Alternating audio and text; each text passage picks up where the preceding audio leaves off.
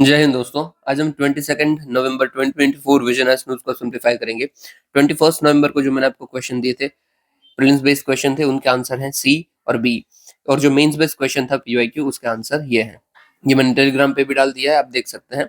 आज के आपके क्वेश्चन रहेंगे, ये मेंस बेस्ड क्वेश्चन है जो कि पीवाईक्यू है, और ये जो प्रीलिम्स बेस्ड है उसमें से कोई पीवाईक्यू लिंक हो नहीं रहा था, इसीलिए ये जो क्वेश्चन है वो एआई बेस्ड है। इसकी पीडीएफ आपको टेलीग्राम में मिल जाएगी और आप अपना आंसर टेलीग्राम के चैट ग्रुप में अपलोड कर सकते हैं।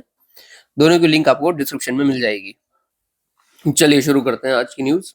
सबसे पहली न्यूज है, रशिया के प्रेसिडेंट ने अप्रूव किया है रिवाइज न्यूक्लियर डॉक्ट्रिन। सबसे पहले तो भाई न्यूक्लियर डॉक्ट्रिन क्या होता है वो देख लेते हैं। तो देखो, जिन जिन कंट्रीज के पास न्यूक्लियर वेपन है वो ये बताते हैं कि हम न्यूक्लियर वेपन को कैसे यूज करेंगे, कब यूज करेंगे, या फिर उसके यूज करने का पर्पस क्या होगा। इसी को बोलते हैं न्यूक्लियर डॉक्ट्रिन। ठीक है, इंग्लिश में देख लीजिए क्लियरली उसकी डेफिनेशन क्या है। तो it is defined as a purpose, development और deployment of nuclear weapon as well as intended use. अब रशिया का जो भी न्यूक्लियर डॉक्ट्रिन हो, हमें पहले ये देखना है कि इंडिया का न्यूक्लियर डॉक्ट्रिन क्या है। देखिए यहाँ पे देख लीजिए, 2003 के अकॉर्डिंग है, और तब तक हमने रिवाइज नहीं किया है। सबसे पहला है नो फर्स्ट यूज, कि हम सबसे पहले यूज नहीं करेंगे, हम तभी ही न्यूक्लियर वेपन का यूज करेंगे अगर सामने वाला कोई हम पे अटैक करता है तो हम काउंटर में अटैक करेंगे, पहला यूज हमारा नहीं होगा। दूसरा है क्रेडिबल मिनिमम डिटरेंस, मतलब कि हम उतने ही न्यूक्लियर आर्सेनल्स रखेंगे जिससे सामने वाले को ये पता चले कि हाँ भाई इनके पास है और जरूरत पड़ने पर ये अटैक कर सकते हैं। मतलब कि हमारे पास ना अप्रोक्सीमेटली 160 जैसे न्यूक्लियर आर्सेनल्स है, जबकि आप रशिया के पास देखो तो अप्रोक्सीमेटली 2500 जितने हैं, यूएसए के पास भी अप्रोक्सीमेटली 2500 जितने हैं। इतने सारे वेपन्स का क्या करना है, कुछ काम का नहीं है, राइट। आप 160 से भी पूरे देश को उड़ा सकते हो। एटलीस्ट जो डिटरेंस है वो तो आप कर ही सकते हो। तो इसीलिए इंडिया ने बोला है कि हम मिनिमम डिटरेंस रखेंगे, कि सबसे कम जो जरूरत है हमारी उतना ही हम रखेंगे, ज्यादा हम नहीं यूज करेंगे। फिर है मैसिव रिटेलिएशन। ये देखो थोड़ा अग्रेशन बताता है कि अगर हमारे ऊपर होता है ना तो हम मैसिव अटैक करेंगे, उतना करेंगे कि भाई सामने वाले को पूरा नस्ते नाबूद कर दे, कि मैसिव रिटेलिएशन। फिर है सिविल कंट्रोल, कि जो न्यूक्लियर वेपन आपको अगर यूज करना है उसका जो कंट्रोल होता है ना वो सिविल कोई सिविलियन है उसके पास होगा, और उसके लिए हमने अथॉरिटी भी नहीं है, न्यूक्लियर कमांड अथॉरिटी। इसमें ना हम करते क्या है कि जो नॉर्मल पीपल होता है ना, नॉर्मल सिविलियन जो है, उनको देते हैं कि भाई आप यूज कीजिए, ताकि उनका इन्वॉल्वमेंट हो। ऐसा ना हो कि गवर्नमेंट ने अपनी मनमानी करके उसको यूज कर लिया है। ठीक है। और at last, non use against non nuclear states, मतलब कि कोई भी ऐसे स्टेट्स के सामने हम इसको यूज नहीं करेंगे जिनके खुद के पास न्यूक्लियर वेपन नहीं है। एग्जाम्पल लेते हैं तो फिलीपींस, क्या फिलीपींस के पास न्यूक्लियर वेपन है? नहीं है, तो हम कभी भी फिलीपींस के सामने इसका यूज नहीं करेंगे। फिर है भाई पाकिस्तान, तो पाकिस्तान के पास है तो पॉसिबिलिटी है कि हम पाकिस्तान के सामने यूज कर लें। बट याद क्या रखना है, नो फर्स्ट यूज, कि सबसे पहले तो हम यूज नहीं करेंगे। तो आपको ये याद रखना है, न्यूक्लियर पॉलिसी इंडिया की कभी भी एग्जाम में आ सकती है, और इवन ना भी आए तो भी आपको पता होना जरूरी है। ठीक है, आप इनडायरेक्टली इसको यूज कर पाओगे। इवन जो पीएसआईआर आता है हमारा ऑप्शनल, उसमें तो ये क्वेश्चन पूछा ही गया था डायरेक्टली न्यूक्लियर डॉक्ट्रिन के ऊपर, बट जीएस में अब तक नहीं आया, तो पॉसिबिलिटी है आ सकता है। चलिए अभी रशिया का देख लेते हैं क्या क्या रिवाइज किया है। सबसे पहले तो रशिया ने बोल दिया है कि जो न्यूक्लियर अटैक की डेफिनेशन है उसको हम और बढ़ाते हैं। मतलब कि समझ लीजिए कि कोई नॉन न्यूक्लियर स्टेट है जिसके पास न्यूक्लियर वेपन्स नहीं है, उसकी मदद कोई न्यूक्लियर स्टेट कर रहा है, मतलब जिसके पास है वो स्टेट मदद कर रहा है, तो उसको हम ऐसा ही मानेंगे कि हाँ भाई हमारे ऊपर न्यूक्लियर स्टेट अटैक कर रहा है। मतलब कि इधर डायरेक्टली क्या बोला जा रहा है कि यूक्रेन जिसके पास कोई न्यूक्लियर वेपन नहीं है, जबकि यूएसए जिसके पास न्यूक्लियर वेपन है, तो यूएस से यूक्रेन की मदद कर रहा है और फिर इसके थ्रू रशिया के ऊपर अटैक हो रहा है। तो रशिया बोल रहा है कि इसको हम यही मानेंगे कि कोई न्यूक्लियर स्टेट अटैक कर रहा है, तो हम चाहें तो यूक्रेन के ऊपर न्यूक्लियर अटैक कर सकते हैं, क्योंकि इसको मदद जो कर रहा है वो न्यूक्लियर वेपन स्टेट है। ठीक है। फिर उसने लोअर की है रिस्पॉन्स थ्रेशोल्ड, मतलब कि उन्होंने बोल दिया कि भाई अगर रशिया चाहता है तो उसकी सॉवरेनिटी और इंटीग्रिटी को प्रोटेक्ट करने के लिए वो न्यूक्लियर वेपन का अटैक यूज कर सकता है। ठीक है। साथ ही साथ इसमें बेलारूस को भी उसने जोड़ दिया, रशिया की नेबरिंग कंट्री है बेलारूस, उसको भी जोड़ दिया कि बेलारूस के ऊपर भी कोई अटैक होता है ना तो हमारे ऊपर का अटैक मानेंगे और आपके ऊपर अटैक किया जाएगा। और एट लास्ट उन्होंने जो ट्रिगरिंग रिस्क है रशिया के ऊपर होने वाले, उनके सामने भी न्यूक्लियर वेपन का यूज कर सकते हैं वो बोल दिया है। जैसे कि कोई मिलिट्री कोलिशन से रशिया के ऊपर अटैक करता है, या फिर कोई रशिया के बॉर्डर्स के ऊपर लार्ज स्केल हमला करता है, या फिर मिलिट्री इंफ्रास्ट्रक्चर रशिया की बॉर्डर के क्लोज पे बनाता है, तो इन सारी परिस्थितियों में रशिया न्यूक्लियर वेपन का यूज कर सकता है। मतलब ये क्या दिखा रहा है, कायदे से बोल ही रहे हैं कि अभी जो वॉर चल रहा है उसमें ये बॉर्डर पे तो है ही ना, हमले सारे हो रहे हैं, तो रशिया चाहे तो यूज कर देगा। तो इससे ही नए नए रिपरकशंस आ रहे हैं इंटरनेशनल ऑर्डर में, सॉरी वर्ल्ड ऑर्डर में। क्या हो रहा है भाई, पोटेंशियल इम्पैक्ट क्या इसका पड़ रहा है? तो सबसे पहले तो इंक्रीज न्यूक्लियर एक्सकलेशंस, कि हाँ भाई न्यूक्लियर वेपन के यूज हो सकता है, उसके चांसेस बढ़ रहे हैं।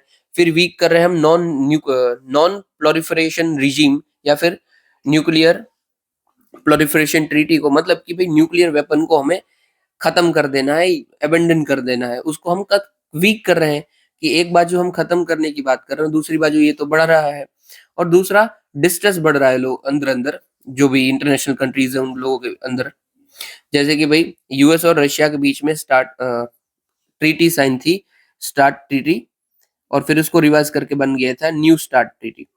न्यू स्टार्ट ट्रीटी के अंदर बोला क्या जा रहा था कि यूएसए और रशिया दोनों एक साथ मिलकर अपने जो न्यूक्लियर आर्सेनल्स है उनको धीरे धीरे खत्म करेंगे, और एक दूसरे को टाइमली इंस्पेक्शन करने देंगे, कि भाई क्या वॉर चल रहा है, क्या सिस्टम चल रही है। तो भाई इस ट्रीटी की वजह से ना एक दूसरी कंट्रीज में ट्रस्ट था, कि हाँ भाई हम न्यूक्लियर वेपन को एक दूसरे को देख रहे हैं, उसको मॉनिटर कर रहे हैं। बस क्या हुआ कि जब से वॉर शुरू हुआ, रशिया ने तो तुरंत ये न्यू स्टार्ट ट्रीटी से अपना विड्रॉल कर लिया, कि भाई हम इसमें पार्टिसिपेट नहीं कर रहे हैं। और ऊपर से रशिया के न्यू डॉक्ट्रिन आ जाता है, न्यूक्लियर डॉक्ट्रिन। तो आप सोचिए कि एक दूसरे की जो कंट्रीज है उसके प्रति क्या भाई ट्रस्ट रहा है, नहीं रहा है, राइट। दोनों को भरोसा नहीं है कि कब कौन सा कंट्री जो है वो न्यूक्लियर वेपन का यूज कर ले। ओके चलिए, इतना काफी है। आपको कोई भी क्वेश्चन आएगा, इतना आपको अटेम्प्ट करने के लिए काफी होगा। चलिए अभी आगे देखते हैं। आज देखो न्यूज में कुछ खास नहीं है, तो आगे की जो भी न्यूज है ना उसको हम थोड़ा सा स्पीड में देखेंगे, कुछ क्योंकि खास कुछ है नहीं समझाने लायक। ओके, जो COP29 की मीटिंग चल रही है बाकू के अंदर अजरबैजान, उसमें WHO ने रिपोर्ट दी है क्लाइमेट चेंज और हेल्थ को इंटरलिंक करते हुए। ये देखो आपको नोट्स में अपने डाल देना है, हेल्थ से क्वेश्चन आए तो भी आपको काम आएगा, और क्लाइमेट चेंज से आए तो भी आपको काम आएगा। ऊपर से आपको पास एक जेन्युइन सोर्स होगा कि WHO की रिपोर्ट ने ये बोला है एट COP29। ओके, बोला क्या है देख लीजिए, कि report emphasis on health as a argument for climate action across the people place and planet. ये देखो उसने डायग्राम भी बनाया है कि प्लानेट, पीपल और प्लेस का कैसे इंटरलिंकेज बन रहा है, इसको आप कैसे यूज करते हैं। देखो ऐसे डायग्राम आपको ज्यादातर काम आते हैं एथिक्स के अंदर, बट मैं बोलता हूँ आप सिर्फ एथिक्स तक अपने डायग्राम को सीमित मत रखिए। कोई क्लाइमेट चेंज का क्वेश्चन है या फिर कोई भी इसी के रिलेटेड कोई भी क्वेश्चन आता है, आप उधर इसको यूज कर सकते हो। ये देखो इंटरलिंकेज कैसे बन रहा है, इधर से भी शुरू कीजिए कि समझ लीजिए प्लानेट, तो प्लानेट में आप उसके फाइनेंसेस ऑफ गवर्नेंस को अच्छा करते हो, तो उससे पीपल अच्छे होंगे, पीपल के जो एक्सपीरियंस है, उनकी हेल्थ है, वेलबींग है, इक्विटी है, वो अच्छी होगी। वो अच्छी होगी तो वो जहाँ पे रह रहे हैं उनकी प्लेस है जो वो अच्छी हो जाएगी, ठीक है। और अगेन वो अच्छी हो जाएगी तो अगेन प्लानेट अच्छा हो जाएगा, सेम ये पूरा सर्कल चलता रहेगा। एथिक्स में ऐसे डायग्राम बहुत यूज होते हैं, बट आपको हर जगह करने हैं। आपको लगता है कि हाँ यहाँ पे यूज हो सकता है, उधर करिए, आपको एक्स्ट्रा मार्क्स मिलेंगे if you have a time to do that, right. मुझे करना होता है बट मेरी स्पीड थोड़ी लिखने में कम है, तो मैं कभी कर ही नहीं पाता हूँ, ये डायग्राम बायग्राम में भूल जाता हूँ, और ऊपर से मेरी स्पीड टाइम लिमिट एक्सीड हो जाती है। आप कर सकते हो तो करिए। ओके, डायरेक्ट इम्पैक्ट क्या है भाई इसके, हेल्थ और क्लाइमेट के। सबसे पहले तो नॉन कम्युनिकेबल डिजीजेस बढ़ रहे हैं due to air pollution and climate change, ये हम दिल्ली में देख ही रहे हैं। फिर हीट स्ट्रेस बढ़ रहे हैं, 50 more days of health threatening heat in 2023 climate change की वजह से है। फिर मैटरनल रिप्रोडक्टिव हेल्थ में भी फर्क पड़ रहा है, मतलब इम्पैक्ट पड़ रहा है, जैसे कि प्रीटर्म बर्थ हो जा रही है कई जगह पे, या फिर low birth weight, maternal death and decreased fertility. ये सब हमारे डायरेक्ट इम्पैक्ट है जो हेल्थ के ऊपर पड़ रहे हैं ड्यू टू क्लाइमेट चेंज। अभी इनडायरेक्ट इम्पैक्ट कौन सा है, तो वही पॉवर्टी और मार्जिनलाइजेशन इंक्रीज हो रहा है, फूड वाटर सिक्योरिटी को वल्नरेबल हो रही है, और कॉन्फ्लिक्ट एंड माइग्रेशन भी हमें देखने को मिल रहा है। ये सब क्यों होगा, एक एग्जांपल सिर्फ ले लेते हैं कि समझ लीजिए किसी एरिया में फ्लड आ गया है, ठीक है। उधर मेरा एक, मैं इनफॉर्मल वर्कर हूँ, मैं झोपड़ी में रह रहा था, उधर फ्लड आ गया और मेरा घर भर जो भी था टूटा, छोटा मोटा वो भी मेरा टूट गया। अभी क्या है, मेरे पास ऑलरेडी घर नहीं है, तो मैं पॉवर्टी के अंदर हूँ। अभी घर नहीं है और जो जगह पे था उधर तो फ्लड आ चुका है, तो मुझे माइग्रेट भी करना पड़ेगा। और अब ना मेरे पास घर है, ना मैं जिधर रहता था वो जगह है, तो अगेन मेरे पास फूड और वाटर क्राइसिस भी हो जाएंगे, क्योंकि मेरे पास जॉब भी नहीं होगी, राइट, क्योंकि मैं माइग्रेट कर दिया हूँ। तो सिर्फ एक फ्लड की वजह से ये एक साथ इम्पैक्ट हमें देखने को मिल सकते हैं, और ये क्लाइमेट चेंज की वजह से तो ऐसे 50 एनवायरमेंटल हजार्ड्स और डिजास्टर हमें देखने को मिलते हैं। ये देख लीजिए, डेटा है कि 2023 में 20.3 मिलियन पीपल इंटरनली डिस्प्लेस्ड हो गए थे due to weather related disaster. Internally displace मतलब कि विद इन अ कंट्री ही उन्हें एक जगह से दूसरी जगह जाना पड़ा था। ये 20 मिलियन नंबर है, वेरी हाई। तो रिकमेंडेशन क्या बोली है? सबसे पहले तो वन हेल्थ अप्रोच लाइए। वन हेल्थ अप्रोच मतलब कि जो इकोसिस्टम, ह्यूमन, एनिमल है, सबको एक साथ जोड़कर उनकी हेल्थ के ऊपर काम करना, मतलब सबको एक साथ रखना, ठीक। फिर है ट्रांजिशन। आप इकोनॉमिक सिस्टम को सर्कुलर इकोनॉमी में कन्वर्ट कीजिए। सर्कुलर इकोनॉमी मतलब क्या, कि जो आप यूज कर रहे हो वो फिर से इकोनॉमी में ही जा रहा है, इन्वायरमेंट में ही जा रहा है। इट जस्ट लाइक ऐसी चीजों का यूज करना जो डायरेक्टली और इनडायरेक्टली एनवायरमेंट से ली हो और वापस एनवायरमेंट में चली जाए। एक एग्जांपल ले लेते हैं कि समझ लीजिए कि मैं कोई कोल्ड ड्रिंक की बोतल यूज कर रहा हूँ, ठीक है, पी रहा हूँ। वो कोल्ड ड्रिंक भी बॉटल में ऐसा बताया गया है कि मैं पीने के बाद आपको दुकानदार को वापस देनी है। अभी दुकानदार क्या करेगा? दुकानदार कंपनी को वापस दे देगा, फिर कंपनी उसी को रीयूज करेगी वापस उसको कोल्ड ड्रिंक बनाने के लिए। तो ये हो गई सर्कुलर इकोनॉमी, ठीक है। फिर भाई न्यू कलेक्टिव क्वांटिफाइड गोल हमें बनाना है, जो कि climate change, loss and damage fund, etcetera के ऊपर काम करेंगे। फिर इंटीग्रेट करना है health into national climate action, जैसे कि नेशनल डिटरमाइंड कंट्रीब्यूशन और नेशनल एक्शन प्लान। ओके, हमने इनिशिएटिव क्या क्या ले रखे हैं ऑलरेडी? तो national programme on climate change and human health, फिर the network of climate change and health. ये दोनों आपको याद रखने हैं, और ऊपर से इजी है। क्लाइमेट चेंज इन हेल्थ तो बोला ही गया है, सिर्फ आगे आपको लगा देना है नेशनल प्रोग्राम या फिर द नेटवर्क। ओके, चलिए आगे देखते हैं। अभी climate and clean air coalition and FAO publishes global nitrous oxide assessment report. Nitrous oxide, देखो हमने बहुत बार इसकी बात की है, एक और वो बार, कि जैसे कार्बन डाइऑक्साइड हमारी ग्लोबल वार्मिंग करता है, राइट। अभी कार्बन डाइऑक्साइड से जितनी भी ग्लोबल वार्मिंग हो रही है उससे 270 टाइम्स ज्यादा ये नाइट्रस ऑक्साइड से ग्लोबल वार्मिंग होती है। और ऊपर से इसका लाइफ स्पैन भी 114 ईयर्स का होता है, मतलब 114 ईयर्स का। मतलब कि एटमॉस्फेयर में अगर एक बार रिलीज होता है ना, तो 114 ईयर्स तक तो उधर रहने ही वाला है। अभी इतना लॉन्ग ड्यूरेशन के लिए ले रहा है, इसीलिए ये long live green house gas है। अभी देखो, तीन ना पोटेंट गैसेस है जो कि ग्रीन हाउस गैसेस है। एक तो ये CO2, सीओटी का तो आपको पता ही है। फिर दूसरा होता है मीथेन, CH4। अभी मीथेन का क्या है, तो CO2 से 25 टाइम्स ज्यादा ग्लोबल वार्मिंग का इसका पोटेंशियल है, और ये 12 ईयर्स तक लाइफ स्पेन होता है, ठीक है। और फिर आता है हमारा N2O, और इसका यहाँ पे लिखा है। ये तीनों आपको हमेशा याद रखना है, कभी भी आपको काम आएगा, ठीक है। सोर्सेस क्या क्या है इसके, कहाँ से N2O रिलीज होता है? तो नेचुरल सोर्सेज होते हैं, जैसे कि सॉइल और ओशन से रिलीज हो सकता है माइक्रोबियल एक्टिविटीज की वजह से। और एंथ्रोपोजेनिक सोर्सेज जैसे फर्टिलाइजर, वेस्ट वाटर, इंडस्ट्रीज, बहुत सारे सोर्सेज, राइट। अदर की फैक्ट्स क्या क्या है, ये इनऑर्गेनिक गैस है, इसको लाफिंग गैस भी बोला जाता है। आपने पता नहीं कोई मूवीज में देखा होगा, ये N2 अगर रिलीज हो जाता है ना, तो आपको ऐसे ही हंसी आती रहेगी, इसीलिए इसको लाफिंग गैस बोलते हैं। ये क्लियर होता है, कलरलेस, ऑर्डरलेस, और ये सॉल्युबल इन वाटर भी है। और इसके जो वाटर वेपर्स है, सॉरी N2O वेपर्स है, वो एयर से ज्यादा हैवी रहते हैं। एयर से ज्यादा हैवी है मतलब क्या, कि ये ज्यादा जमीन के पास रहेंगे, ओके। फिर भाई N2O तो देख लिया। अब ये जो climate and clean air collision है उसके बारे में देख लेते हैं, ये बॉडी क्या है। तो भाई ये 2012 में बना था, और ये विद इन UNEP काम करता है, यूनाइटेड नेशन एनवायरनमेंट प्रोग्राम के अंदर। इसका मेन फोकस क्या रहता है? इंडिया एक भी इसका पार्टनर है। मेन इसका फोकस रहता है रिड्यूस करना powerful but short live climate pollutants को फ्रॉम एटमोस्फियर, ठीक है। अभी देखो मैं बता ही देता हूँ, ये लॉन्ग लिव शॉर्ट लिव क्या होता है, ऊपर बता देते हैं, नीचे, सॉरी। ये है शॉर्ट लिव क्लाइमेट पॉल्यूटेंट, और ये है लॉन्ग लिव क्लाइमेट पॉल्यूटेंट। अगर कोई भी जो पॉल्यूटेंट है वो 20 साल तक, मतलब मैक्सिमम 20 साल तक, 20 ईयर्स अगर एटमोस्फेयर में रह जाता है तो वो शॉर्ट लिव क्लाइमेट पॉल्यूटेंट होगा। और अगर कोई 20 साल से ज्यादा रहता है, मोर, तो वो होगा long live climate pollutants. Short live में कौन कौन से आते हैं? तो भाई आपका ब्लैक कार्बन आ जाएगा। ब्लैक कार्बन क्या होता है, कि भाई कार्बन को आप कंप्लीटली मत जलाओ, थोड़ा आधा अधूरा रख दो और ऐसे ही रिलीज कर दो, तो वो ब्लैक कार्बन बन जाएगा। फिर आपका आता है मीथेन, CH4। फिर आपका आता है ओजोन, ग्राउंड लेवल पे जो ओजोन है, ठीक है, आपके ट्रोपोस्फियर में जो ओजोन मिल रहा है ग्राउंड लेवल पे, वो ओजोन। और फिर आपका आ जाएगा HFC हाइड्रोफ्लोरोकार्बन। ओके, और भी कोई कोई होंगे बट इतने मेजर हैं। और फिर लॉन्ग लीव में कौन सा है मेजर, एक तो CO2 ले लीजिए और दूसरा N2O ले लीजिए।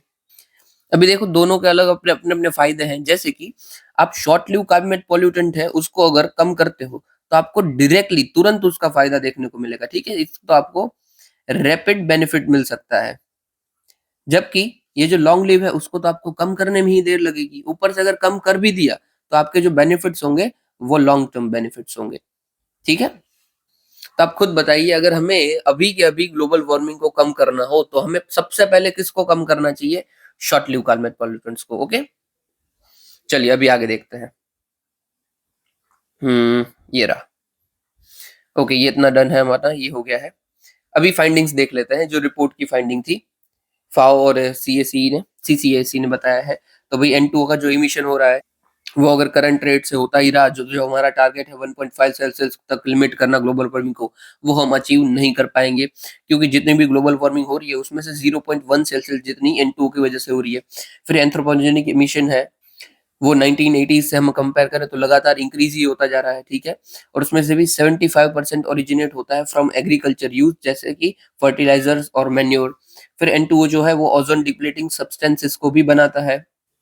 और ये ओजोन ओजोन को अगर कोई डिप्लीट कर रहा है तो क्या होगा कि हमारी जो ओजोन लेयर है वो उसमें होल हो जाएगा, ओजोन होल। और ओजोन होल होगा तो यूवी रेज हमारे एरियाज में ज्यादा आएगी, और यूवी रेज ज्यादा आएगी तो हमें कैटरैक्ट हो सकता है, स्किन कैंसर हो सकता है, एसेट्रा। अभी ये कैसे बोला, अगेन हम वापस नीचे चले जाते हैं तो आपको समझ में आ जाए। ये देखो क्या होता है कि दो टाइप के ओजोन होते हैं, एक होता है स्ट्रेटोस्फेरिक ओजोन, ये O3 है, और एक होता है ग्राउंड लेवल ओजोन, कि मतलब जो जमीन के पास है, ये भी O3 है। अभी ये जो ग्राउंड लेवल है ना, वो बैड है हमारे लिए, वो नुकसान करता है। और जो ऊपर वाला है वो गुड है, ठीक है। गुड क्यों है कि जो सन रेज आती है ना, ये सन है, सन रेज जो आ रही है उससे जो अपर लेवल पे एटमॉस्फेयर पे ओजोन है ना, वो हमें बचाता है, सन रेज को पूरी तरीके से आने देता नहीं है, ठीक है। तो सन रेज में दिक्कत क्या है, सन रेज में होती है यूवी रेज, और यूवी रेज की वजह से, UA नहीं यूवी रेज होती है, यूवी रेज की वजह से हमें बहुत सारी दिक्कतें हो सकती है, जैसे कि भाई स्किन कैंसर हो सकता है। यूवी रेज दो तीन टाइप की होती है, कि UV rays A type, B type, C type. इसमें से बहुत कोई O3 रोक लेता है, अगर वो आ जाती है तो स्किन कैंसर हो जाता है, आंखों की बीमारी हो जाती है, कैटरैक्ट, ठीक है। फिर स्किन बर्न हो जाएगी आपकी, आपके जो हेयर है वो सफेद हो जाएंगे, बहुत कुछ हो सकता है, ठीक है। इसीलिए बोलते हैं कि धूप में मैंने सफेद बाल नहीं किए, वो यूवी रेज है एक्चुअली। धूप में कोई दिक्कत नहीं है, दिक्कत है यूवी रेज में। इसीलिए जब सन ज्यादा बढ़ता जाता है ना, दोपहर होती जाती है, वैसे ही यूवी रेज की जो पेनिट्रेशन है वो भी बढ़ती जाती है। और अगर N2 हम ज्यादा रिलीज करते जाते हैं तो क्या होता है, ये जो O3 है ना, ये अपर लेवल पे जो O3 है उसमें होल हो जाता है, मतलब O3 डिप्लीट हो जाता है, और यहाँ पे जगह बन जाएगी, गैप्स बन जाएंगे, गैप्स बन जाएंगे तो क्या होगा, जो यूवी रेज है वो ज्यादा मात्रा में आएगी, सिंपल। तो उसी की वजह से ये सब दिक्कत हमें देखने को हो सकती है, ठीक है। चलिए आगे देखते हैं अभी। मेजर्स क्या क्या है भाई to abate N2 emission. Agriculture में जो आप फर्टिलाइजर्स यूज करते हो उसको कम यूज करो या फिर ऑर्गेनिक यूज करो। फिर इंडस्ट्री में जो थर्मल पावर प्लांट आप यूज कर रहे हो उसमें आप फिल्टर्स लगा दीजिए ताकि N2 कम यूज हो, सॉरी कम इमिट हो। फिर भाई फॉसिल फ्यूल को रिडक्शन करो, मैन्यूर को मैनेजमेंट करो, क्योंकि मैन्यूर मेजर सोर्स है भाई N2O का। और multilateral options like Gothenburg target, उसको मेट कीजिए। जो गोथनबर्ग बात ही क्या करता है, तो एमोनिया, नाइट्रोजन ऑक्साइड, उन सबको कम करेंगे on long range transboundary air pollution, ठीक है। ये इसका कन्वेंशन है, मेन फोकस वही है कि नाइट्रोजन ऑक्साइड और अमोनिया को कम करना। आप इतना याद रख लोगे तो चलेगा कि गोथनबर्ग प्रोटोकॉल किसके साथ कनेक्टेड है, तो अमोनिया और नाइट्रोजन ऑक्साइड को हटाने की बात करता है, दैट्स इट। अब क्या ऐसे जो प्रोटोकॉल्स कन्वेंशन है वो याद करना जरूरी है, हाँ जरूरी है, क्योंकि गोथनबर्ग प्रोटोकॉल से ऑलरेडी यूपीएससी ने क्वेश्चन पूछ लिया है इन 2022 कि भाई फोटोकेमिकल जो स्मॉग्स है और या फिर पॉल्यूटेंट्स है उसको कैसे हटाने के लिए हमें काम करना चाहिए, और गोथनबर्ग प्रोटोकॉल के बारे में कुछ बताइए। ओके, चलिए आगे बढ़ते हैं। ये PYQ है 2022 का, गोथनबर्ग। नेक्स्ट न्यूज है, इंडिया मालदीव्स ने cross border transaction in local currency के लिए एग्रीमेंट साइन कर दिया। मतलब क्या है लोकल करेंसी, देखो यूजुअली जो ट्रांजैक्शन होता है ना, जो भी ट्रांजैक्शन हम कर रहे हो, एक दूसरे कंट्रीज कोई भी ट्रेड करती है तो वो ट्रेड होता किस में, ज्यादातर डॉलर में होता है।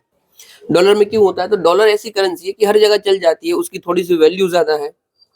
तो हम करते क्या है कि समझ लीजिए कि ये इंडियन रूपी है, इस इंडियन रूपी को सबसे पहले डॉलर में कन्वर्ट करवाएंगे और फिर इस डॉलर को जो भी सामने वाली कंट्री होगी उसको देंगे और उसके बदले जो भी हमें चीज चाहिए होगी वो चीजें ले लेंगे। जबकि सामने वाली कंट्री क्या करती है कि उनकी जो करेंसी होती है उसको पहले डॉलर में कन्वर्ट करवाती है और डॉलर को हमें देती है और हम उनको चीजें दे देते हैं। That's it. ऐसा नॉर्मल मैकेनिज्म चलता है। बट अभी अभी हम क्या कर रहे हैं कि भाई डॉलर से हमें ट्रेड ही नहीं करना है। एक काम करो, हम डायरेक्ट आपको रुपी ही देते हैं, आप डायरेक्ट हमको अपनी करेंसी दे देना, हमें चलेगा। अभी देखो, इसका एक फायदा है, एक नुकसान है। सबसे पहला बड़ा फायदा क्या है कि आपको डॉलर की जरूरत ही नहीं पड़ेगी। तो डॉलर के ऊपर जो आपका रिलायंस है वो पूरा का पूरा कम हो जाएगा। आपको जरूरत नहीं है कि डॉलर को सेव करके रखो, क्योंकि डॉलर आपको बचाना है, काम करना है ट्रेड के लिए। आप डायरेक्ट अपनी करेंसी से ही ट्रेड कर सकते हो। और दूसरा नुकसान क्या है, अभी समझ लीजिए कि हमने मालदीव्स के साथ ट्रेड किया, ठीक है। अब मालदीव्स की करेंसी है मालदीव्स रुपया, हमने उनका रुपया ले लिया, अपना रुपया दे दिया।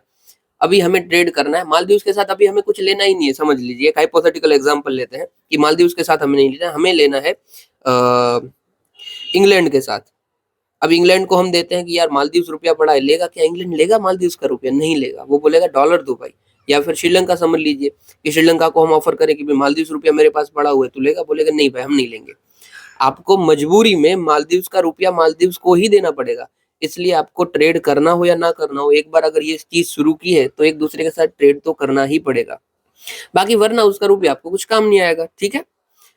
तो देखिए, अपनी करेंसी में ट्रेड करने के फायदे भी हैं और अपनी ट्रेड में करेंसी के नुकसान भी अपने हैं। ज्यादातर मेरे अकॉर्डिंग फायदे हैं, क्योंकि ऐसा तो होने नहीं वाला है ना कि हम ट्रेड नहीं करेंगे वो कंट्री के साथ, एक बार करने के बाद करने ही वाले हैं। तो इसलिए फायदे में रहते हैं हम।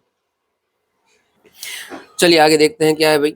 तो दोनों के बीच में एग्रीमेंट साइन हो गया, वो सब तो ठीक है। चलिए, अभी इसी को बोलते हैं हम इंटरनेशनलाइजेशन ऑफ रुपी और इंटरनेशनलाइजेशन ऑफ करेंसी। मतलब कि हम अपनी करेंसी को इंटरनेशनल लेवल पे यूज कर रहे हैं।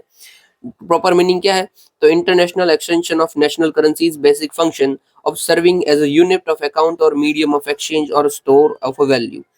Example, promotion of rupee for current account transaction and foreign trade. यही मैंने आपको बता दिया है नीचे सब। सिग्निफिकेंस क्या होगा? काउंटर ट्रेड रिस्क, कि हम जो डॉलर के ऊपर रेजिलियंट है हमारा, वो कम हो जाएगा। और ऊपर से जो एक्सचेंज रेट की वजह से हमें जो रिस्क आते हैं वो रिस्क नहीं आएगा। क्योंकि क्या होता है कि डॉलर अगर बढ़ जाता है एकदम से तो रुपया की वैल्यू कम हो जाती है। अभी इसमें तो कोई दिक्कत ही नहीं है ना, खुद की वैल्यू है तो कोई दिक्कत नहीं पड़ेगी। फिर है ब्रॉडर फाइनेंशियल एक्सेस, कि हम ज्यादातर मार्केट को एक्सेस कर पाएंगे, क्योंकि छोटे छोटे जो समझ लीजिए एक्सपोर्टर्स हैं उनके पास डॉलर इतने नहीं होते हैं, पर रुपया पड़ा है तो वो काम कर सकते हैं। फिर रिजर्व मैनेजमेंट, कि हम रिजर्व रखना पड़ता है। डॉलर वो रखने की जरूरत नहीं है, क्योंकि अगर हम अपनी ही करेंसी में ट्रेड कर सकते हैं तो डॉलर को रिजर्व रखने की क्या जरूरत है, ठीक है, नो नीड। तो वो भी हमें फायदा मिलेगा। चैलेंजेस में देखें तो भाई सबसे पहले तो करेंसी फ्लक्चुएशन होती रहती है, ये भी दिक्कत है कि समझ लीजिए कि आज रुपए की वैल्यू 100 रुपए थी और डॉलर के सामने अभी उसकी वैल्यू हो जाती है 50 रुपए, तो वैल्यू घट गई है एकदम ही। ये 50 नहीं यार, 150 लेना वरना उल्टा समझ लोगे। अभी वैल्यू 150 हो जाती है, मतलब कि पहले $1 में आपको 100 रुपए मिल रहे थे, अभी $1 में आपको 150 रुपए मिल रहे हैं। मतलब हमारी वैल्यू कम हो गई ना, हम सस्ते हो गए। तो मालदीव्स भी बोलेगा ना कि यार आपकी वैल्यू कम हो गई है, तो हम भी आपको इसके बदले कम रिटर्न देंगे या फिर कम मालदीव से रुपया देंगे। तो करेंसी फ्लक्चुएशन का इम्पैक्ट पड़ सकता है। फिर ग्लोबल करेंसी ऑब्लिगेशंस भी हमारे यहाँ पे पड़ सकते हैं, जैसे कि ट्रिफिन डिलेमा। अब ना ये ट्रिफिन डिलेमा को तो आप एथिक्स में भी यूज कर सकते हो अगर चाहो तो, अगर हो सके तो। ट्रिफिन डिलेमा होता क्या है भाई? समझ लीजिए कि रुपी हर जगह चलने लगा है, एग्जाम्पल लेते हैं, ठीक है। हर एक कंट्री यूपी को रुपीज को एक्सेप्ट करती है और चलने लगा है, तो उसका मतलब क्या है? Everyone wants Indian rupee. अभी हर एक को चाहिए और हर एक के पास पहुंचना चाहिए, तो हम ज्यादा रुपी को भाई पब्लिश करेंगे। और अगर ज्यादा पब्लिश करेंगे और हर एक के पास पहुंच गया तो it is just like everyone has it. और अगर सबके पास है तो रुपी की वैल्यू क्या हो जाएगी? गिर जाएगी। इसलिए दोनों चीज को हमें मेंटेन करना पड़ता है कि सबको चाहिए तो हो, बट सबके पास उसकी डिमांड हमेशा रहे। क्योंकि अगर सबके पास एक बार पहुंच गया ना तो वैल्यू कम हो जाएगी। इट जस्ट लाइक कि जो आपको मिल जाता है उसकी वैल्यू नहीं रहती है। तो इसी को हमें मेंटेन करना पड़ता है कि डिमांड भी बनी रहे और सप्लाई भी बनी रहे और दोनों के बीच में इक्विलिब्रियम रहे, ताकि किसी की वैल्यू कम ना हो। यूएसए ऑलरेडी इसको बहुत अच्छी तरीके से मेंटेन करता है और नहीं कर पाता है तब पूरे ग्लोबल लेवल पे शॉक आ जाता है, जैसे कि 2008 का ग्लोबल फाइनेंशियल क्राइसिस और subprime mortgage crisis. Subprime mortgage crisis is more appropriate word for 2008। Okay, at last देख लेते हैं exposure to international stocks shocks. कोई इंटरनेशनली कोई इम्पैक्ट पड़ जाता है, जैसे कोई वॉर हो जाए तो उसका इम्पैक्ट भी हमारे ऊपर पड़ेगा, ठीक है। इंडिया ने ऑलरेडी भाई किन किन के साथ इंटरनेशनलाइजेशन यूफी एग्रीमेंट साइन कर लिया है, तो जापान, श्रीलंका, भूटान हमारे साथ स्वेक एग्रीमेंट साइन है, और रशिया जैसी कंट्रीज के साथ, रशिया फिलीपींस के साथ हमने वॉस्त्रो अकाउंट की भी बात कर ली है। वॉस्त्रो अकाउंट क्या रहता है भाई, सिंपल है, कोई भाई फॉरेन की बैंक है, फॉरेन की बैंक हमारे इंडियन बैंक में अपना एक अकाउंट खुलवा ले, मतलब कि समझ लीजिए फॉरेन की बैंक को कॉस्मोस बैंक समझ लीजिए, रॉसकॉस, रशिया की बैंक है कोई भी, और वो इंडिया की एसबीआई में अकाउंट खुलवाती है। क्यों खुलवाएगी? कि भाई आपके यहाँ पे जो भी पैसा आएगा ना, वो आप अपनी बैंक में रख लेना, फिर मुझे दे देना, that's it. It is just like कि फॉरेन बैंक ही है ये, जो एसबीआई है ना, उसको फॉरेन बैंक ही समझ लो, बट उसका अकाउंट है सिर्फ। अभी समझ लो कि इंडिया और रशिया के बीच में ट्रेड हो रहा है, ठीक है, और मुझे रशिया में कोई कंपनी थी, उसको 100 रुपए देने थे, तो मैं कैसे दूंगा? जो एसबीआई में जाऊंगा और जो उस बैंक का जो अकाउंट होगा ना, उसमें जमा करवा दूंगा, दैट्स इट, सिंपल। फिर एसबीआई फर्दर उस बैंक को पैसा ट्रांसफर कर देगा। तो भाई यही है वॉस्त्रो अकाउंट। वॉस्त्रो मतलब कि कोई विदेश की कंपनी हमारे इंडिया में अपना अकाउंट खुलवा ले, ठीक है, ताकि ट्रेड इजीली हो पाए। दूसरा होता है नोस्त्रो। नोस्त्रो मतलब इसका उल्टा, कि कोई नेटिव बैंक विदेश की बैंक में अपना अकाउंट खुलवा ले, उल्टा। डन है। वॉस्त्रो में विदेश की बैंक हमारे यहाँ पे अकाउंट खुलवा रही है, नोस्त्रो में हमारी बैंक विदेश में अकाउंट खुलवा रही है, ताकि ट्रेड इजी हो जाए, दैट्स इट। चलिए आगे देखते हैं। वैसे यार कुछ नहीं है, कुछ नहीं के बोल के कि इतना बड़ा वीडियो बन रहा है, पूछिए मत, कोई बात नहीं, चलो। फिर भाई नेक्स्ट न्यूज है कि ministry of fisheries, animal husbandry and dairying ने रिसेंटली सेलिब्रेट किया है वर्ल्ड फिशरीज डे 2024। थोड़ा सा हम जल्दी में चलेंगे।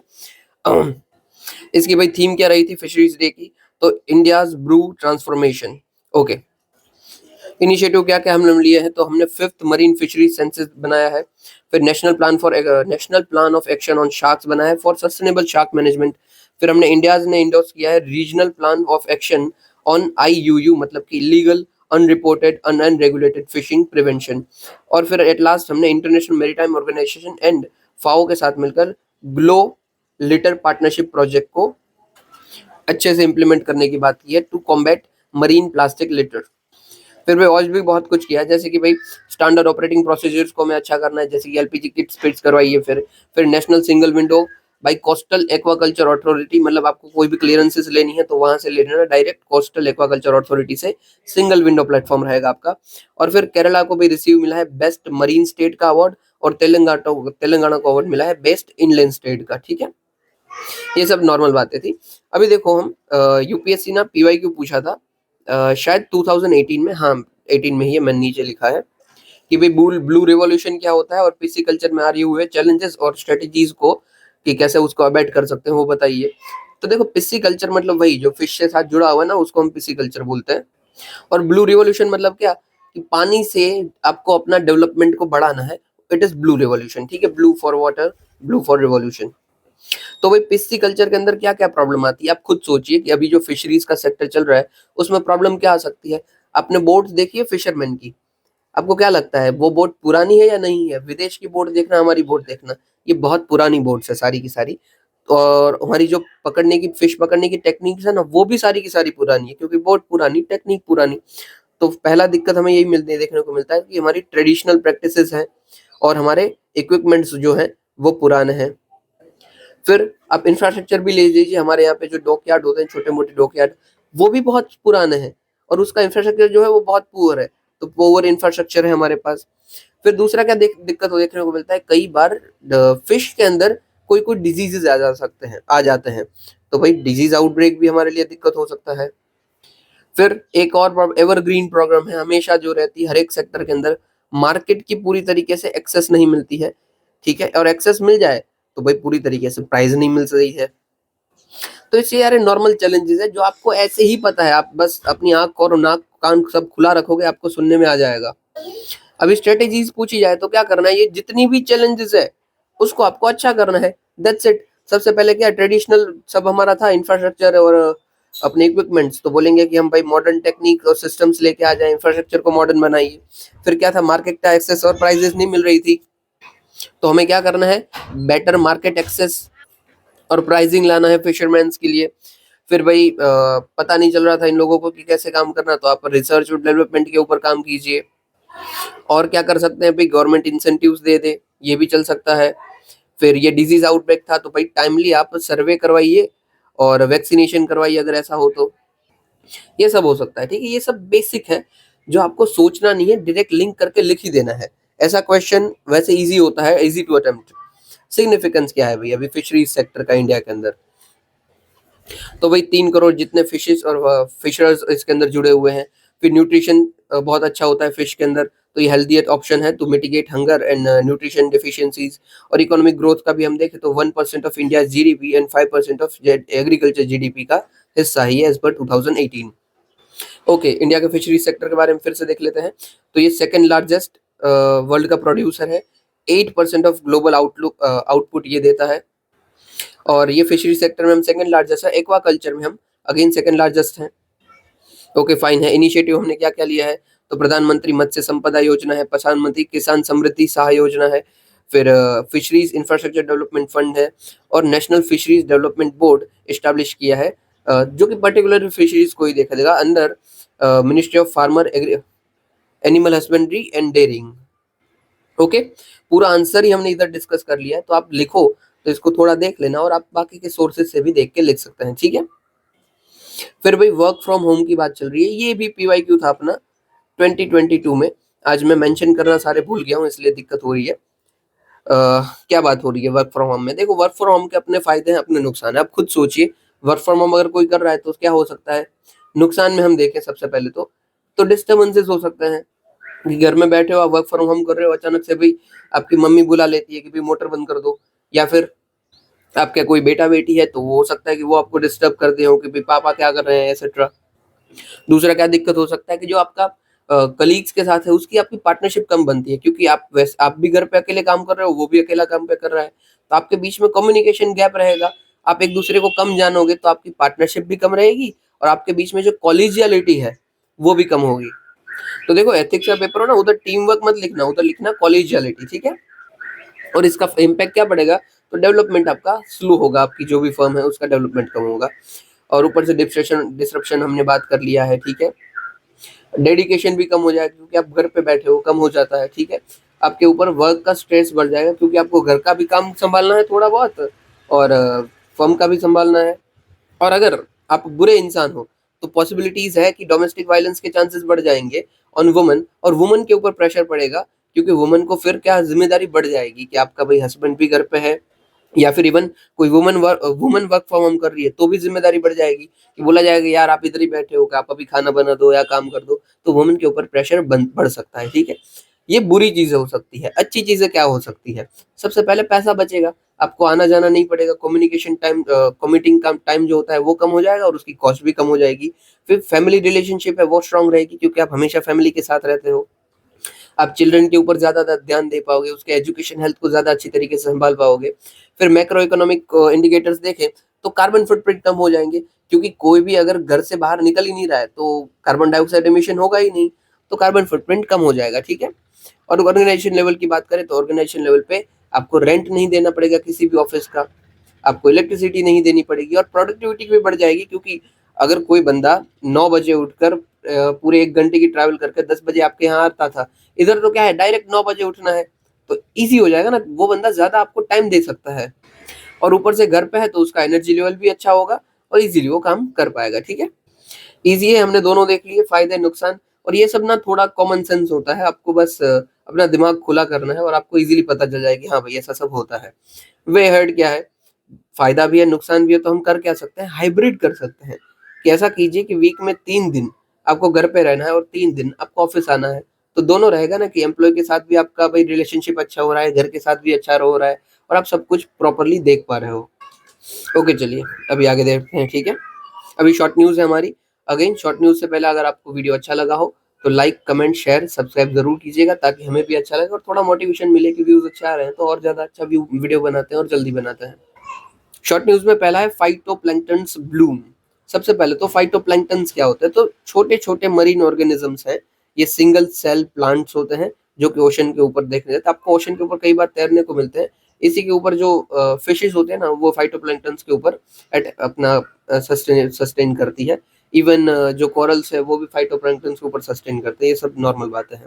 और ये जो फाइटोप्लैंक्टन्स होते हैं वो क्या करते हैं, वो कार्बन सिंक होते हैं, मतलब कार्बन डाइऑक्साइड को अपने अंदर सिंक कर लेते हैं, कार्बन को सिंक कर लेते हैं, और फूड चेन में भी इसका मेजर इम्पैक्ट पड़ता है। क्योंकि मैंने बोला ना, जो प्राइमरी प्रेडेटर्स हैं वो फाइटोप्लैंक्टन्स के ऊपर रिलाई करते हैं। अभी देखो फाइटोप्लैंक्टन्स अगर ज्यादा बढ़ जाते हैं, ठीक है, आपने देखा ही होगा पानी के ऊपर वो हरा नीला पीला है, अगर वो ज्यादा बढ़ जाता है तो क्या होगा, तो उसको हम बोलेंगे, मतलब एक्सेस लेवल पे बढ़ जाता है, हर जगह पे आपको पानी में फाइटोप्लैंक्टन्स ही देखने को मिलती है, तो उसको हम बोलेंगे फाइटोप्लैंक्टन्स ब्लूम।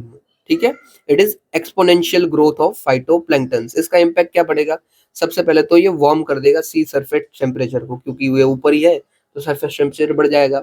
फिर वाटर को काम कर देगा, और ये न्यूट्रिएंट की अवेलेबिलिटी को एक्सेसिव कर देगा, क्योंकि इतने ज्यादा ये न्यूट्रिशियस होते हैं, ठीक है, इसके ऊपर ही सस्टेन करती है फिशरीज। ये अगर एकदम ज्यादा हो जाते हैं तो न्यूट्रिशन लेवल एक्सेस हो जाता है, ज्यादा मात्रा में हो जाता है। इसका इम्पैक्ट क्या पड़ेगा, तो देखो ये पूरे सरफेस के ऊपर छा गए हैं, तो पॉसिबिलिटीज है कि वो ऑक्सीजन को भी अंदर नहीं आने देंगे, तो जो ऑक्सीजन लेवल है ना वो उधर डिप्लीट हो जाएगा, और ओशन में क्रिएट हो जाएगा डेड जोन, क्योंकि ऑक्सीजन को आने ही नहीं दे रहे हैं, और ऑक्सीजन नहीं आएगा तो नीचे की फिशरीज क्या करेंगी, मर जाएंगी, राइट। तो यही आप पे डेड जोन क्रिएट हो जाएगा, कि जहाँ पे ऑक्सीजन ना हो या फिर एकदम कम हो, उस जोन को हम बोलेंगे डेड जोन। और फर्दर आपके जो वाटर है वहाँ पे बायोटॉक्सिन्स भी बढ़ सकते हैं, बायो और एक्यूमुलेट हो सकते हैं। ठीक है, चलिए अभी आगे देखते हैं। Bharat NCX, NCX stand for national cyber security exercise 2024। भाई सब कॉमन सेंस है, साइबर सिक्योरिटी के सामने रेजिलियंस के लिए हमने ये ऑर्गेनाइज की है। इसमें हम ट्रेनिंग सिमुलेशन सब कुछ किए हैं, ताकि पता चले कि भाई अटैक होता है तो ऐसे सब हम काम करेंगे। ठीक है, किसने ये ऑर्गेनाइज किया है, तो नेशनल सिक्योरिटी ऑफ काउंसिल सेक्रेटरिएट्स ने विद कोलैबोरेशन ऑफ राष्ट्रीय रक्षा यूनिवर्सिटी। फिर international court, international criminal court क्या होता है भाई, तो ये परमानेंट कोर्ट है जो कि इंटरनेशनल लेवल पे जो भी क्राइम हो रहे हैं, बड़े बड़े क्राइम जैसे कि war crime, genocide, crime against humanity और क्राइम ऑफ एग्रेशन, उसमें ये काम करती है, और ये जिसने भी किया है उसके सामने ये अरेस्ट वारंट इशू करते हैं। अभी इन्होंने किसके सामने अरेस्ट वारंट इशू किया है, तो इजरायली पीएम जो है उनके सामने इशू किया है, और जो हमास के लीडर है उनके सामने इशू किया है। इनसे पहले इन्होंने नॉर्थ कोरिया के जो लीडर है उनके सामने इशू किया है हुआ है, फिर जो रशियन प्रेसिडेंट है उनके सामने इशू किया हुआ है। हालांकि कुछ होता नहीं है इनके पास, ठीक है, सिर्फ इशू कर देते हैं ताकि पता चले कि हाँ भाई ये होता है। कायदे से आप किसी भी लीडर को पकड़ के लेके आने वाली कैपेसिटी नहीं है। ओके, देख लेते हैं आगे। तो ये इंडिपेंडेंट जुडिशियल बॉडी है, ये यूएन का पार्ट नहीं है, ये आपको ध्यान देना है। ठीक है, और ये यूएनएससी जो भी उसको सिचुएशन रेफर करती है उसको ये देखते हैं। ओके, कहाँ पे ये सॉरी कहाँ पे है ये, इसका हेडक्वार्टर तो हैग नेदरलैंड के अंदर है। और इसको कब फॉर्म किया गया था, तो बाई रोम स्टेट्यूट फॉर्म किया गया था इन 2002। इसके कौन कौन मेंबर नहीं है, तो भाई जिनके सामने अरेस्ट वारंट इशू किया है वो तो मेंबर नहीं ही होंगे ना। तो भाई Israel, USA, Russia, China and even India इसके मेंबर नहीं है। अगर होते तो कुछ बात बन सकती थी, तो मेंबर हो ही नहीं तो दिक्कत ही नहीं है। ठीक है, कब कुछ भी इशू करते रहो। आगे देखते हैं, implementation of agreement for Gaganyaan. ये हमने ऑस्ट्रेलिया के साथ कोलैबोरेशन किया है, इसरो ने और ऑस्ट्रेलियन स्पेस एजेंसी ने, कि जो हम गगनयान लॉन्च करने वाले हैं ना, कि भाई अपने 3 मेंबर को हम लो अर्थ ऑर्बिट में भेजेंगे और वापस लेके आएंगे। बस इसी के चलते हम बहुत सारी कंट्रीज के साथ कोलैबोरेशन कर रहे हैं, ताकि कुछ भी गलती न रह जाए। रिसेंटली हमने ऑस्ट्रेलिया के साथ कोलैबोरेशन किया है कि कैसे हम क्रू के साथ और अच्छा रिकवरी कर सकते हैं गगनयान मिशन के अंदर, सर्च और रेस्क्यू ऑपरेशन में क्या क्या करेंगे, एक्सेट्रा सब बातें हैं। ठीक है, काम क्या आएगा आपको, डायरेक्टली कोई काम नहीं आएगा। अगर आपको क्वेश्चन पूछा जाता है इंडिया ऑस्ट्रेलिया रिलेशन के शिप के ऊपर, तो आप इस पॉइंट को यूज कर सकते हो। फिर है आसियान डिफेंस मिनिस्ट्रियल मीटिंग, ये उल्टा लिखा है, ये डिफेंस मिनिस्ट्रियल मीटिंग एमएम होगा, मिनिस्ट्रियल मीटिंग। तो देखो आसियान जो कंट्रीज है उनके साथ हम बीच बीच में कोलैबोरेट करते रहते हैं, और जो भी डिफेंस मिनिस्टर होती है उनकी मीटिंग करते हैं। क्यों, क्योंकि आसियान रीजन जो पैसिफिक रीजन है हमारा, उसके अंदर हमारे सिक्योरिटी डिफेंस कॉपरेशन अच्छा देखने को मिले, पीस स्टेबिलिटी और डेवलपमेंट मिले, दैट्स इट। अभी ये मीटिंग कहाँ पे ऑर्गेनाइज हुई है, तो ये वियतनाम सॉरी लाओ पीडीआर के वियंतियनी के अंदर मीटिंग ऑर्गेनाइज हुई है। इसके अंदर कौन कौन से मेंबर आते हैं, तो एक सौ आसियान आता ही आता है, और दूसरे कौन से आते हैं, तो भाई Australia, China, New Zealand, Japan, Republic of Korea, Russia, USA etcetera. Okay, चलिए आगे देखते हैं। और ये फोकस कौन कौन से एरियाज में करते हैं, तो ह्यूमैनिटेरियन असिस्टेंस के एरियाज में, cyber security, humanitarian mine action, military medicine, maritime security, peace keeping operation etcetera के ऊपर काम करते हैं। फिर है फिजो इलेक्ट्रिक मटेरियल। देखो ये ऐसा मटेरियल है जिसके ऊपर आप प्रेशर अगर अप्लाई करते हो ना, तो इसमें जो फिजिकल प्रॉपर्टीज है उसके अंदर चेंज देखने को मिल सकता है, ठीक है। तो फिजियोनोमिक ये ऐसा मटेरियल है जिसमें their physical properties like electrical resistance वो चेंज हो सकता है when subjected to mechanical stress, okay. और कुछ भी याद रखने की जरूरत नहीं है। फायदा क्या होगा भाई, तो आप जनरेट कर पाओगे इलेक्ट्रिक चार्ज को, दैट्स इट। प्रेशर अप्लाई करो और इलेक्ट्रिक चार्ज ले लो, इलेक्ट्रिसिटी ले लो, दैट्स इट, ठीक है। अगर पूछा जाए तो सिर्फ एमसीक्यू में आ सकता है कि भाई फिजो रिस्पॉन्सिव नैनो मटेरियल्स क्या होते हैं या फिर फिजो इलेक्ट्रिक मटेरियल क्या होता है, तो आपको पता चल गया, ठीक है। फिर है विजन पोर्टल, विकसित Bharat initiative for student innovation and outreach network, okay. आपको नाम से ही पता चल गया है कि स्टूडेंट के इनोवेशन को प्रमोट करने के लिए ये हम लेके आए हैं। इस तरह हम क्या काम कर रहे हैं, तो नर्चर करेंगे एजुकेशन को, स्किल डेवलपमेंट को और innovation in underprivilege childrens. ये एक्ट करेगा एज अ गेटवे जिनके जो कि रिमोट एरियाज में रह रहे हैं या फिर जिनके पास मेंटरशिप की ट्रेनिंग की कमी है। और ये हमारे जो कंट्री का एस्पिरेशन है विजन इंडिया 2047 उसमें ये हमें काम आएगा, ठीक है। फिर है मेगालिथिक कल्चर, तो ये भाई किससे बिलोंग करता है मेगालिथिक कल्चर, तो ये आयरन एज से बिलोंग करता है। आयरन एज के बाद में देखते हैं, पहले इसको कंप्लीट करते हैं फिर आयरन एज मैं बताता हूँ। Megalithics refers to a burial made of large stone in graveyards. Burial मतलब जो हम किसी को दफनाते हैं और जो वो स्ट्रक्चर बनता है ना वो बरियल कहलाया जाता है, ठीक है। और वो लार्ज स्टोन से अगर बन रहा है तो ग्रेवयार्ड मेगालिथ हो जाएगा। देखो लिथ का मतलब क्या होता है, लिथिक का मतलब ही होता है स्टोन, ठीक है। और यहाँ पे मेगालिथ की हम बात कर रहे हैं, मेगालिथिक मतलब बड़े बड़े पत्थर, लार्ज स्टोन, दैट्स इट, ठीक है।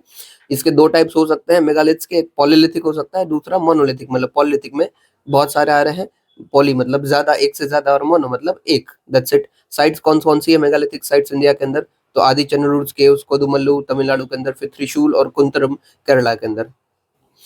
अभी न्यूज में क्यों था ये, तो भाई आर्कोलॉजिस्ट ने पता चला कि जो केरला के कसोरगोड है, कसरगोड, वहां पे हमें फीचरिंग रॉक कट कार्विंग में देखने को मिली है with iron tools, that's it. ये जो कार्विंग है वो बताती है क्या बताती है, तो उधर ह्यूमन फिगर्स देखने को मिलते हैं both children's and adults, okay fine है। अभी देखो मैं आपको बताता हूँ कि ये चीज क्या है, मेगालिथिक कल्चर आयरन एज क्या है। तो जो भी पहले टाइम पीरियड चला गया ना उसको हम डिवाइड करते हैं अलग अलग टाइम में। जैसे कि पहले आता है पैलियोलिथिक, पैलियोलिथिक, फिर आता है मीजोलिथिक, मीजोलिथिक, फिर आता है आपका नियोलिथिक, और फिर एट लास्ट आता है चेल्कोलिथिक, ठीक है। अब इसी नियोलिथिक और चेल्कोलिथिक के टाइम पीरियड के दौरान आपको अलग अलग एज देखने को मिलती है। मतलब जो चीज पहले मिली, जैसे कि भाई पैलियोलिथिक था ना, वहां पे हमें स्टोन मिले थे, तो उस टाइम को हम बोलते हैं स्टोन एज, यहाँ पे हमें स्टोन मिल गया था, पत्थर मिल गए थे। फिर ये नियोलिथिक चेल्कोलिथिक के टाइम पीरियड पे हमें कॉपर मिला, ठीक है, सबसे पहले कॉपर मिला हमें, तो हमारी शुरू हो गई कॉपर एज। फिर हमें ब्रॉन्ज मिला तो हमारी शुरू हो गई ब्रॉन्ज एज। फिर हमें आयरन मिला तो हमारी शुरू हो गई आयरन एज। अब इसी आयरन एज के अंदर आता है हमारा मेगालिथिक, ओके। अभी देखो इसको याद कैसे करोगे, सिंपल है, ये जो एज का क्रोनोलॉजी ना उसको याद करना एकदम सिंपल है। बस ऐसे याद कर लीजिए, SCBI, मतलब कि stone age, copper age, bronze age, iron age, SCBI। और मेनली आपको याद क्या करना है कि ये जो पूरा का पूरा CBI है ना, मेजरली मेजरली चेल्कोलिथिक पीरियड का पार्ट है, ठीक है, ये आप याद रखना। और इवन जो हमारा इंडस वैली सिविलाइजेशन था ना, वो भी इन्हीं के बीच में पड़ता है। ये नियोलिथिक और चेल्कोलिथिक के बीच में ही हमारा इंडस वैली सिविलाइजेशन भी पड़ता है, तभी के पीरियड में वो था, ओके। काफी कुछ मैंने बता दिया, इतना काफी है, आप ये बस SCBI याद रखना। फिर ये जो चेल्कोलिथिक नियोलिथिक के अंदर आ रहा है वो, और एट लास्ट आपकी आयरन एज, कैसे मेगालिथिक कल्चर, ये सब भी याद रखना, ठीक है। फिर लास्ट हमारा न्यूज में एंटीगुआ और बरबूडा, हमने थोड़े टाइम पहले भी देखा था, अभी क्यों न्यूज में है, तो प्राइम मिनिस्टर मेट किए हैं, हमारे प्राइम मिनिस्टर इन एंटीगुआ और बरबूडा को प्राइम मिनिस्टर को मेट किए हैं, मिले हैं। किधर मिले हैं, तो इंडिया करीकॉम की जो मीटिंग हुई थी वहां पे, ये हमने कल परसों ही देखा था, ओके। ये करेबियन आइलैंड स्टेट्स है, Antigua Bermuda Caribbean island country है। ये लेसर एंटिलीज का पार्ट है, लेसर एंटिलीज ग्रेटर एंटिलीज सिर्फ डिवीजन है, ऐसे ही बनाए हुए रीजन है, ओके। मैरीटाइम बॉर्डर ये सब ठीक है, आपने देख लिया है। Geographical features, coastline integrate होती है, बॉयज हेडलैंड्स देखने को मिलते हैं, रीफ शॉल्स देखने को मिलती है, यहाँ पे माउंट ओबामा है, ठीक है। करेबियन आइलैंड्स की बात कर ले, मतलब कि ये पूरे के पूरे आइलैंड्स जो है ना यहाँ पे जितने भी, ये देखो, ये नॉर्थ अमेरिका को आप देखोगे अगर, यहाँ पे और साउथ अमेरिका के बीच में ये जो यहाँ पे आइलैंड्स हमें देखने को मिलता है, अटलांटिक ओशन और कैरेबियन ओशन के यहाँ पे, इन सारे के सारे आइलैंड्स को हम बोलते हैं कैरेबियन आइलैंड, ठीक है। और दूसरा इसका नाम क्या है, वर्ल्ड फेमस नाम, वेस्ट इंडीज। ये तो आपको पता ही होगा, ठीक है। तो Caribbean island is just West Indies. और इसी में ना हम ये जो कैरेबियन आइलैंड के जो सारे आइलैंड्स हैं ना, उसको हम दो पार्ट में मेजरली डिवाइड करते हैं। एक ग्रेटर एंटिलीज जो कि नॉर्थ और वेस्ट में आते हैं, वो आइलैंड्स हैं, और एक लेसर एंटिलीज जो कि साउथ और ईस्ट में आते हैं, वो आइलैंड्स हैं। ये जो एंटिलीज है ना, ये वर्ड कहाँ से आया है, हमने क्यों इसको एंटिलीज नाम दिया, तो भाई एक फिलोसॉफी है, पोर्टुगीज के एरिया से आती है। पोर्टुगीज वो मानते थे कि भाई एंटीलिया करके एक मिथिकल जगह है, एंटीलिया एक मिथिकल जगह है कि यहाँ पे भाई जो समंदर के देवता और वो सब होते हैं ना, वो सब एंटीलिया में रहते हैं, और ये एकदम ही ऐसे मैजिकल जगह है, ऐसा सब। आपने अगर वो मूवी देखा है अपना एक्वामैन, एक्वामैन में वो जगह दिखाते हैं, ठीक है, एक्वामैन। ये एंटीलिया कि भाई एकदम मिथिकल और मिस्टिकल जगह है, उसका नाम है एंटीलिया, जो कि समंदर के अंदर है, ठीक है, पानी के अंदर, जैसे जैसे हमारी द्वारकी था ना, द्वारिका थी, वैसे ही एंटीलिया। और उसी के नाम से हमारा पड़ा है ग्रेटर एंटिलीज और लेसर एंटिलीज। अभी इवन जो मुकेश अंबानी जी है, उनके घर का भी नाम क्या है, एंटीलिया। तो अभी आपको पता है ना क्यों उसका नाम एंटीलिया है, ठीक है। और ये नीचे वाला ये मिस्टेक थी जो विजन ने बता दी थी, बट दिक्कत की बात नहीं है क्योंकि हमने सही पढ़ा था, इवन व्हेन विजन ने गलत टाइप किया हो। Okay, that's it for this video. ये आपके क्वेश्चन है, अटेम्प्ट जरूर कीजिएगा, और टेलीग्राम पे आप आंसर भेज सकते हैं। मेरे पास टाइम होगा ना तो I will definitely evaluate it. और ये हमारे कल के जो मैंने क्वेश्चन दिए थे पीवाई को, ये उसका आंसर है कि जेंडर बजटिंग क्यों जरूरत है। हल्का इसे को डिस्कस कर लेते हैं, वीडियो बहुत बड़ा हो गया है तो जल्दी करेंगे, बट कर लेते हैं। देखो, बोला क्या गया था कि वुमेन एम्पावरमेंट के लिए नीड है भाई जेंडर बजटिंग की। ओके, जेंडर बजटिंग की रिक्वायरमेंट्स क्या क्या है, क्यों रिक्वायर है हमें, और साथ ही साथ उसका स्टेटस क्या है। अभी देखो, मैंने बहुत सारे इंस्टीट्यूशन होती है उनके भी आंसर देखे थे, वो पर सारे के सारे बहुत पुराने थे और पुराने डेटा था। हमने नए से बनाया और थोड़ा सा क्रिप्स बनाया है। सबसे पहले इसकी क्या है बेटी, डेफिनेशन दे दो। देखो, डेफिनेशन में हाईलाइट होना चाहिए, मैंने नहीं किया तो ये मेरी गलती है। It ensure development benefit to reach math woman and man equally. सबसे पहले कब इंट्रोड्यूस हुआ था, 2005-6 में इंट्रोड्यूस हुआ था। देखो, ऐसा आप अगर करते हो ना तो बंदे को पता चल जाता है, एग्जामिनर को, कि इसको पता है कि कब इंट्रोड्यूस हुआ था। तो आप इंट्रो में ही डाल दोगे तो आपके भाई इमेज अच्छी हो जाएगी। रिक्वायरमेंट नॉर्मल सब रिक्वायरमेंट है, उसको कुछ डिस्कस करने का जरूरत नहीं है कि भाई जेंडर लेसेंस ये डालेगी पॉलिसी मेकिंग के अंदर, वुमेन एम्पावरमेंट करेगी, प्रीजुडिस को और इक्वल डिस्ट्रीब्यूशन को एलिमिनेट करेगी, प्रीजुडिस को और इक्वल डिस्ट्रीब्यूशन को प्रमोट करेगी, अवेयरनेस रेज करेगी, जेंडर बजिंग चलते स्टेटस में बता दिया। तो भाई आपने अगर बजट पढ़ा है तो ही आपको आएगा नया बजट, कि बजट जो 24-25 का आएगा, वहां पे भी हमने फर्स्ट टाइम इसकी जो अलोकेशन है उसको 1% से ज्यादा कर दिया था। हाईएस्ट ना तब बाकी चल रही थी 0.67, 0.7, पहली बार हमने इसको 1% से ज्यादा कर दिया। फिर हमने पार्ट सी पहली बार इंट्रोड्यूस किया, पहले पार्ट बी 1-2-3 चल रहा था, ABC। फर्क क्या है भाई जेंडर बजटिंग के अंदर, तो वुमेन स्पेसिफिक हम स्कीम लेके आ जाए तो वो पार्ट ए में जाएगी। फिर जो स्कीम है उसमें 30% से ज्यादा हिस्सा अगर वुमन को जा रहा है तो वो पार्ट बी में जाएगी। और फिर तीसरे टाइप की जहाँ पे 30% तक हिस्सा अगर जा रहा है तो वो पार्ट सी में आ जाएगी। फिर पॉलिसीज हम लेके आए ना, जैसे कि सामर्थ्य मिशन शक्ति, निर्भया फंड और मुद्रा योजना। ये मुद्रा है, मैंने गलत टाइप किया है, देखो। फिर एट लास्ट हम देखो इस आंसर को ना पूरा का पूरा खत्म ऐसे ही नहीं कर सकते हैं कि भाई ऐसे ही यहाँ खत्म कर दो, आपको कुछ चैलेंजेस लिखने पड़ेंगे, क्योंकि ऐसा तो नहीं है ना कि जेंडर बजटिंग बहुत अच्छा चल रहा है, इसलिए कुछ चैलेंजेस लिख दिए और एट लास्ट कंक्लूड कर दिया कि हालांकि ये इस तरीके से हम अच्छा कर सकते हैं। ये कंक्लूजन मुझे इतना अच्छा नहीं लगा, बट उस वक्त मुझे यही दिमाग में आया तो फाइन है।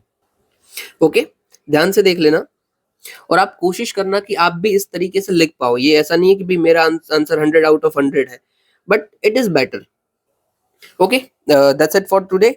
वीडियो अच्छा लगा हो तो लाइक कमेंट शेयर जरूर कीजिएगा। सुनने के लिए आपका शुक्रिया। जय हिंद।